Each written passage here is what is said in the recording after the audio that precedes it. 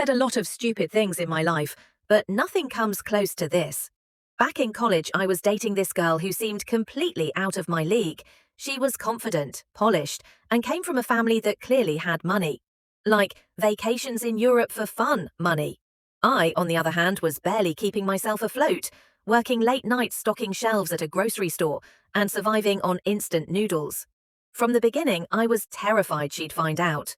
Not because I was ashamed of working, but because of the way she talked. Anytime we passed a store or restaurant, she'd casually joke about how she could never do a job like that. I laughed along, pretending it didn't bother me, while silently panicking.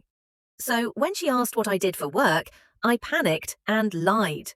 I told her I was freelancing in tech. She didn't ask many questions, just smiled and said it sounded impressive. From that moment on, I was trapped in my own lie. A few weeks later, she invited me to her family's house for dinner. I barely slept the night before because I had worked a double shift. I showed up, exhausted, nervous, and rehearsing answers in my head like I was studying for an exam. Dinner was going surprisingly well. Her parents were kind, asked about my career, and nodded approvingly at everything I said. I thought I was actually pulling it off.